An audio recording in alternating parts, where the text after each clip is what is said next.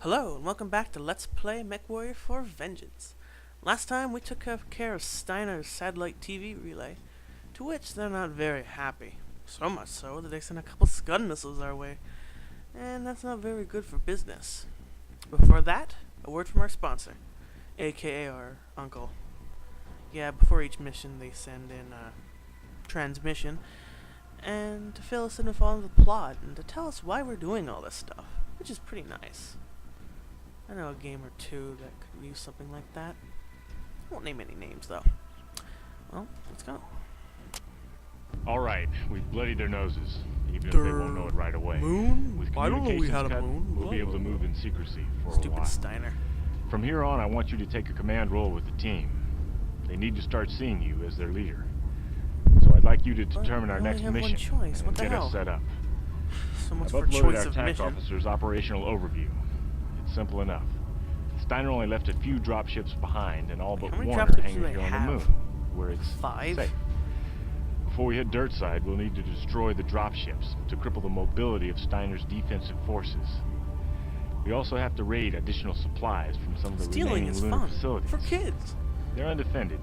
The only threat to those raids are Steiner Those are mobile the Scud artillery missiles, by units. the way. They'll have to be neutralized before we can start our raiding operations. All right. I've asked Carl Sontag, our technical officer, to configure mechs for the missions. Now, Carl's a good man, and one hell of an engineer. Your father used to say, give Carl 100 tons of steel wool, and he'll knit you an Like atlas the circuits overnight. and the lasers. Change the loadouts if you want to, but I You doubt need you'll improve on his plastic. choices. We're all waiting for your orders, Ian. I know you're up to the challenge. Hello, Carl. It's been a long time. I didn't know if you'd remember me. Who could forget I generic served your Russian father for a stereotype long man? time. He's our The last time I comrade. saw you, you were a boy. Yeah, many more games Duke need Eric more was a fine man Russian and a great stereotypes leader. like him. We will miss him. I will miss him. He would have wanted better for you, but I'll give you the best I can. I've modified our mechs by stripping out some of the heat sinks. 'Cause explosions the are heat fun in dissipation Russia. in this environment is so efficient, they'd just be erased. Yeah, he's telling the truth. You won't need much speed for these missions, so I've added extra armor, just in case. He'll be a walking skyscraper. Not much weaponry to choose from yet, but that will change soon enough. Bring in any good weapons or material as salvage, and I will keep you ready to fight. I kept your father's mechs in shape for him. I'll do the same for you, young Versari. Thank you, comrade. Yeah, I'm just gonna call him Vladimir from now on, or Vlad. I really wasn't paying attention to his actual name. It's good enough, anyways. But yeah, he was telling the truth. Basically, each campaign has a different terrain type. Like here on the moon, you're on the moon. Sometimes you're in the Arctic or the desert or wherever. So in the Arctic or on the moon here, heat isn't that much of a problem since it's freezing cold in those areas, and all the heat will be dissipated almost immediately. But when you're fighting in the desert or a volcanic area, heat suddenly becomes much more of a problem. So basically he's just the guy that tells us what to do in the mech lab when you don't know what to do yourself. Sometimes his advice is good, others not so much. So much so that I like to keep on a good amount of heat sinks, even on the moon. It's always good, so you don't have to worry about it and waste your coolant. As for any weapon changes, I took out those rather useless machine gun arrays and added another laser. Well, it's a freaking laser beam. Who would not want another laser? In addition to that, I have 2 medium pulse lasers. Basically, they're like large lasers, except they're smaller and do less damage, but they recharge really, really quickly, and they're good for taking out small targets. In addition to that, I've added on one of my favorite weapons in the game, the Clan Streak short-range missile, 6 salvo. Basically, normal short missiles don't have any lock-on, and since missiles fire rather slowly, by the time they reach their target, it's probably halfway across the map. But with this, it locks on, it hits them hard, hits them fast. It's great for taking out short-range targets. I love it. It's great. I use it for the rest of the game. And I'd usually put on some more ammo, but missions this early on are rather short. You don't really need a large pool of ammo. Plus, tonnage is a little tight on medium mechs. This is Omega Control. Omega Support, stand by for There's position. our base. Omega Launch. The mobile launchers you need to neutralize should be somewhere. And there's our targets. You may See the encounter them at giant any point missile? along your sweep pattern. Yep, those are the SCUD missiles. And see that walking robot? That's our first mech opponent. You encounter in the ravine. I think he's a Owens or an Osiris maybe. I don't know. Roger, Control. Moving to now. But he's scrap metal in a moment. I'll make sure of that. Roger, Control. Radar active. Display set to maximum range. We'll run the pattern and ice anything we find. Good luck. Thanks, Major. Lieutenant Trisari, let's do it.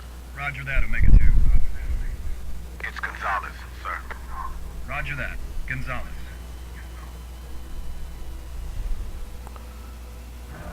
Gonzalez. Your token black guy, and actually one of the better mech pilots in the game. Sure, there's only 6, but he's probably one of the best. Sir, I've got a And visual on a there mech. is our first target. Yeah, he was an Osiris, I was right. Basically, the best way to deal with mechs is to circle strafe around them and blast them with everything you've got. Oh, no, it's too far away. Maybe if I locked on. But no such luck. Come on.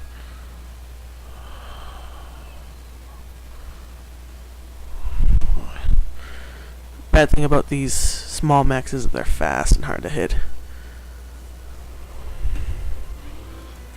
Close enough. There we go. Let's take him down quick and hard. But the good thing about small mechs is that their armor is light and they go down with relative ease. Though I want to back away a bit because if I get caught in that explosion, there goes half my armor.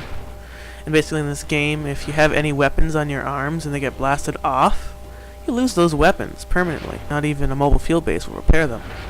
So normally you want to stop that from happening. And that's it. The end.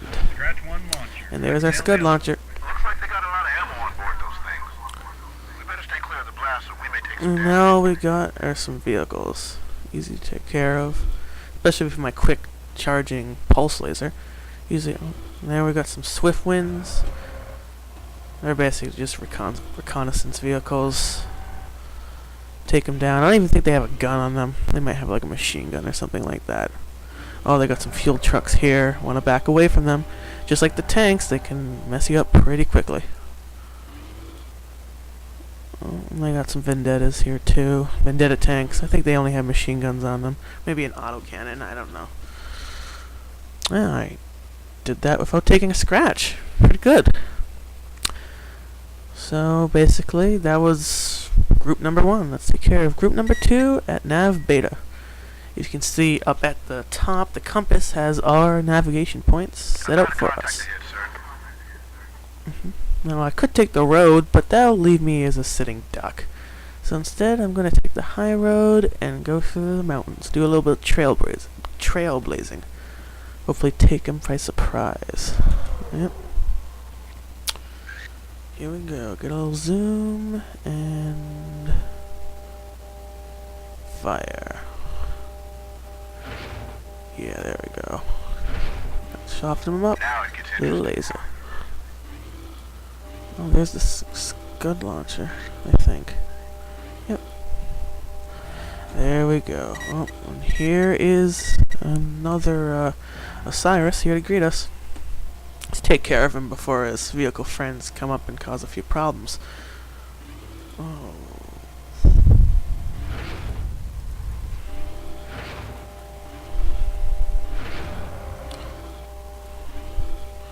Few quick hits, and he's toast. The end. So sad. Now all we got is some vehicles to take care of.